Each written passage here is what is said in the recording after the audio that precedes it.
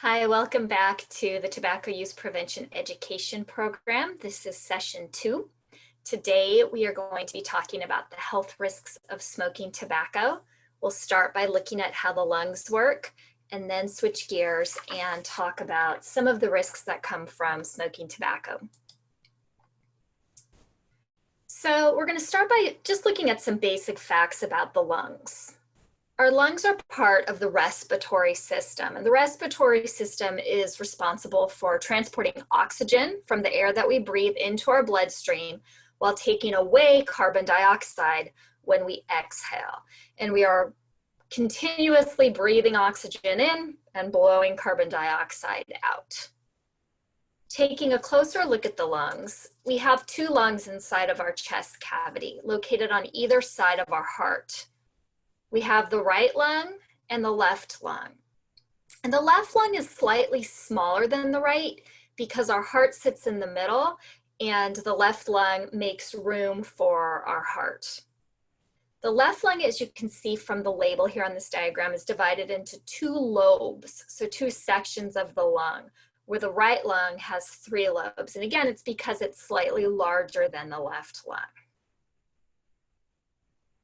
Now, our lungs are not hollow like balloons. Oftentimes, we think when we inhale and take oxygen into our body that our lungs fill up like a balloon might. But in reality, they are actually solid, but have tiny little holes all throughout them that our oxygen is transported through. And we'll take a closer look at that in just a little bit.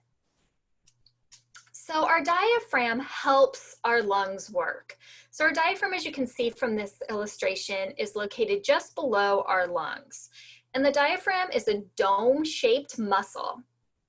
And what happens is when the diaphragm squeezes, it causes our lungs to get larger, which makes air enter into our lungs. So our lungs are actually expanding when we bring oxygen in, and then decreasing in size when we blow carbon dioxide out. So we're going to take a closer look here at exactly how our lungs work. The respiratory system moves air through the nose, pharynx, larynx, trachea, and bronchus to the alveoli where the gas exchange between oxygen and carbon dioxide occurs. Nares are the openings to the nose.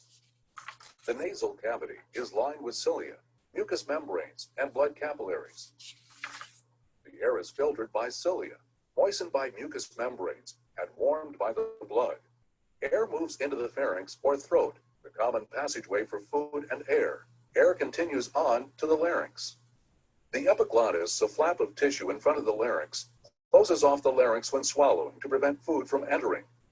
The larynx or voice box contains the vocal folds. The trachea or windpipe connects the larynx to the bronchial tree. The cartilage rings of the trachea prevent the trachea from collapsing. Lungs are spongy tissue with alveoli and blood capillaries.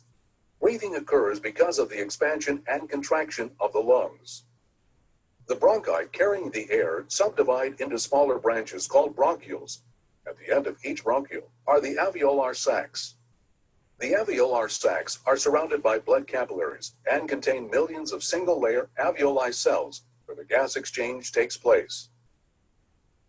Oxygenated air goes from the nose to the pharynx, larynx, trachea, bronchus, and alveoli. By the process of diffusion, oxygen in the air moves from the alveoli to the capillaries.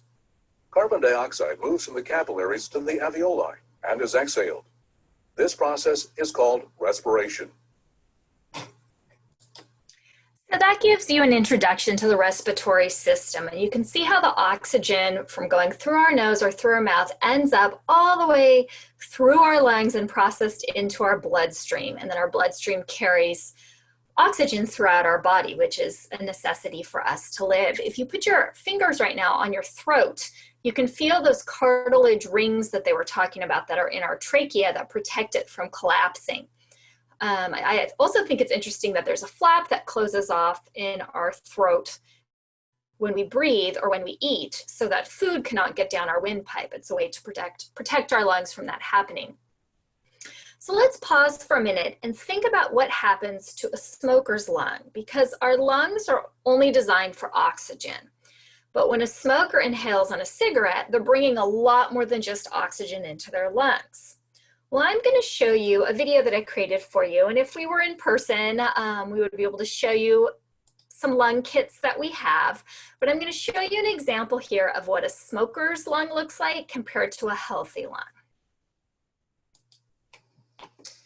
So I'm going to show you what a healthy and an unhealthy smoker's lung look like today. So I have actual pig lungs here. This would be the example of the healthy pig lung. This comes from a 250-pound pig, and it's about the same size as an adult lung would be of a person.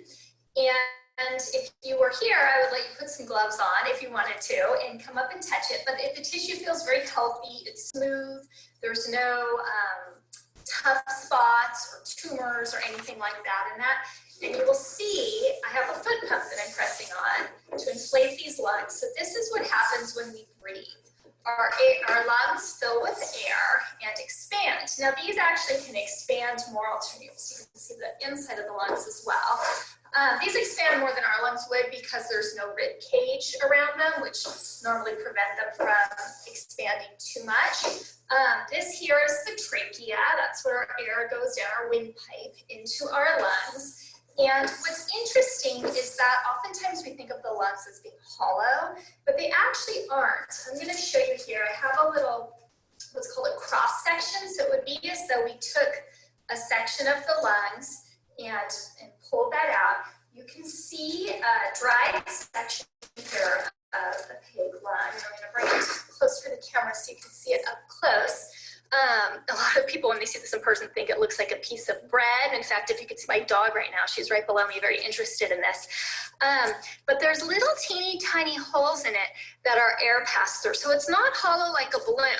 So this would be, like I said, just a sliver of the lung this way with the little holes for our air to pass through when we breathe. So now I'm going to show you what a smoker's lung looks like. And this is not, or I should say they did not get the pig to smoke. Lots of times students will ask me that. They have simulated what a lung would look like from somebody who smoked a pack a day for about 20 years. See, I have a simulated smoker's lung. And first of all, if you can feel this, it is tough. There are tumors in the lung that are caused from smoking, so cancerous tumors. There are places where there's just kind of hard, dense tissue that just doesn't feel healthy. So again, here's the trachea where air would flow through. And then again, if we're looking at our cross section, it would be cut out here. But I'm going to show you what it looks like when we try to inflate the smoker's lung, because what's interesting is that they don't inflate as well. Oops, it helps if I open the valve here. So it still gets air into it, but you can see, for example, that one side of the lung is not inflating as well as with the healthy lung. So think about what that would mean if this lung were in your body. It would mean that your lungs weren't working as well. You weren't able to get as much oxygen, and trying to do things like exercise or even just get through your day, it could be really challenging to breathe. Now, when we talk about vaping, a person who has vaped for 20 years, well, one, we don't have any people who vape for 20 years yet because it hasn't been around long enough. But their lungs would not be black. The black is caused by the tar, but the thickness and the damage to the lung tissue would be the same with vaping as it is with smoking. So as you can see, most of us would not be excited about having our lungs black and dense and full of tumors. But unfortunately, that's what can happen when somebody has smoked for a long time. So let's take a closer look at what is in a cigarette, because you saw that black, damaged smoker's lung. And so we're going to talk about why that happens. Well, there's something called tobacco that's in a cigarette, and we'll look at that in a minute as to what exactly tobacco is. But there's also a lot of chemicals and things that a smoker breathes in when they light up a cigarette. But most cigarettes have a filter here, and they light this end of the cigarette, which starts turning into ash, and then they inhale on the filter end of the cigarette and breathe in the burning tobacco. So what exactly is tobacco? Well, it's a green leafy plant. It's grown in warm climates. After it's picked, it's dried, ground up, and used in a variety of ways. One of the most common ways is that it's smoked in a cigarette, like the diagram we just saw. It can also be put into a pipe or a cigar. It also can be chewed, and sometimes this is called smokeless tobacco or chewing tobacco. That's what this can is a picture of here, and the person would put it between their lip and their gum in front of their lower teeth. And there's actually a tiny bit of fiberglass that gets put in with the tobacco, so it very, very slightly cuts the inside of the lip so that the tobacco and the nicotine can get into the bloodstream that way. And it also can be ground up very finely and sniffed through the nose, and that's called snuff. Now, nicotine is the chemical in tobacco that's addictive. So when you hear about people being addicted to smoking, they're not addicted to the tobacco per se. They're addicted to the chemical nicotine that is in tobacco products. So let's take a look at what exactly nicotine is.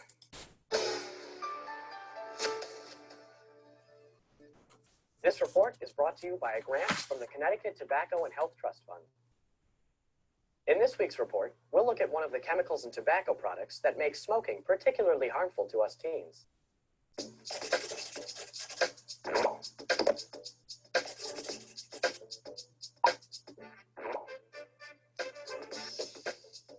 We often hear the word, but do you know what nicotine is? I don't really know exactly what it is, but I know you're not supposed to like have it, and just can really damage your body. Nicotine is what gets you addicted to cigarettes. Well, nicotine is a drug. It's a stimulant. It acts on your central nervous system. Like heroin or cocaine, nicotine changes the way your brain works. It causes the body to want more and more as you continue to use nicotine. This means nicotine is addictive. But as Dr. Carroll points out, it's even more addictive if you're a teen. Teenagers have a developing brain, and during that developmental period, you are much more likely to get addicted to things like nicotine. To understand what being addicted to nicotine means, you need to understand what happens when your body stops getting nicotine. So when people quit smoking, they will often experience what we call nicotine withdrawal. That is that they're used to having nicotine on board, and then when they quit smoking, their body sort of, has to get used to not having nicotine. So we call this withdrawal. When you go through withdrawal, you can get cravings. A craving is your brain causing you to want more.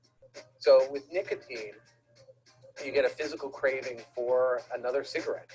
That craving makes it hard to think about anything else. To give you an idea, we asked adults who smoked to describe what nicotine withdrawal feels like. It was really hard. I've quit about 3 times in the 7 years in which I've been smoking. Enormous cravings, not just cravings for cigarettes, but cravings for food. Most of it are food, which is not good for my diet. Because I was like getting headaches. I had anxiety. I was nervous. I biting my nails. You can tell that they're really agitated until they get the cigarette. I would get anxious. I was like, my craving would put me like, I need a cigarette. I need a cigarette. And unfortunately, these symptoms don't go away immediately. If you're addicted to smoking, the physical cravings last for about a month. So it takes quite a long time to get unhooked from cigarettes once you're hooked. And that means all kinds of cigarettes and tobacco products, even many e-cigarettes or vape pens, contain nicotine. For example, here's what one maker of e-cigarettes has printed on its back. This product contains nicotine. Nicotine is addictive and habit-forming, and is very toxic by inhalation, in contact with the skin, or if swallowed. Nicotine can increase your heart rate and blood pressure and cause dizziness, nausea, and stomach pain. Inhalation of this product may aggravate existing respiratory conditions.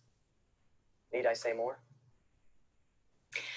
So that gives you an introduction into nicotine and why it's addictive. I realize this video is a little bit dated, but the information hasn't changed. But what's important to think about, and we're going to talk about this more in our next session, is that nicotine is also the chemical that's in e-liquid that people vape. And the amount of nicotine that's in e-liquid is very, very high. In fact, much higher than cigarettes now. So it is even more addictive than cigarettes are. I want you to think about if you know anybody who's addicted to anything, whether it's nicotine or alcohol or another drug. It can be very difficult for people to break an addiction or to stop using the chemical that they're addicted to. And nicotine is one of the most addictive chemicals that exists.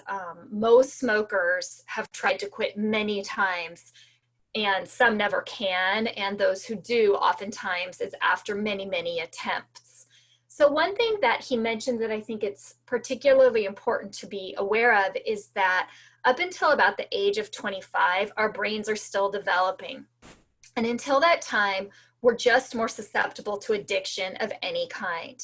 So somebody who tries smoking or vaping or any other substance before the age of 25 just has a greater chance of becoming addicted to it than somebody who's older than that.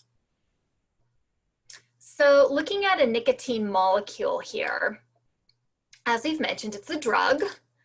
It's a stimulant. So the person who inhales nicotine at first is going to feel a little bit energized when they initially take that hit of nicotine. Sometimes they can actually even feel a little bit jittery. If you've ever had a lot of caffeine, it's sort of a similar feel to that.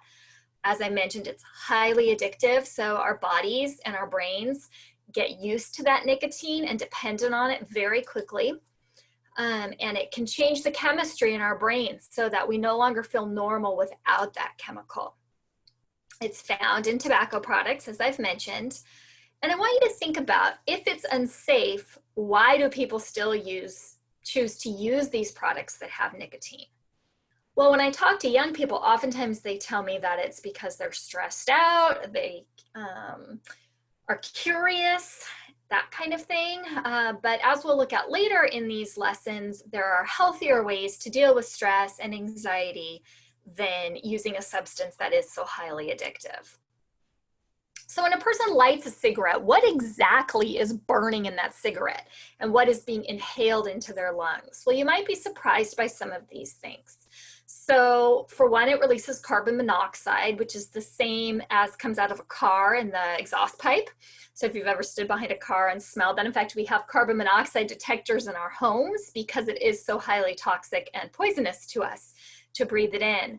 It has lead, which is in batteries, acetone, which is in nail polish remover, arsenic, which is a form of poison, and as you can see, quite a few other chemicals. So not only is the user inhaling nicotine and tar, which is what made that pig lung black, but also over 4,000 chemical compounds are created when somebody lights up a cigarette. So it's no wonder that it causes so many health problems.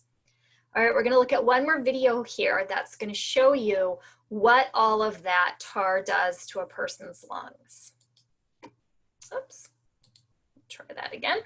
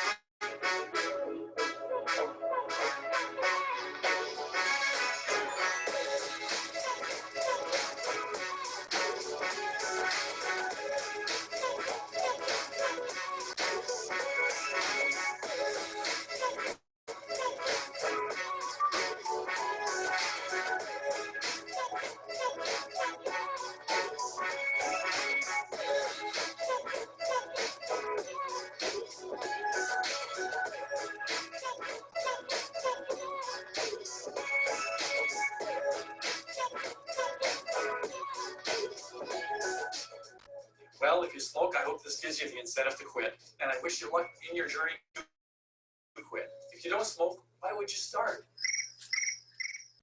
And kids, if someone tries to get you to smoke, make up an excuse. Tell them that you got to help your dad, you've got to go out with your mom, or you got homework to do. Well, I hope this video has helped. If it did, hit the like button.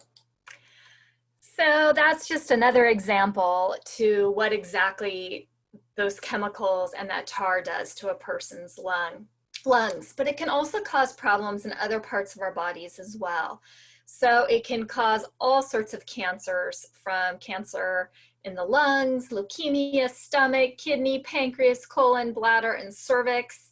It also increases a person's risk of stroke, going blind, getting infections in our mouth, our gums, our tongue.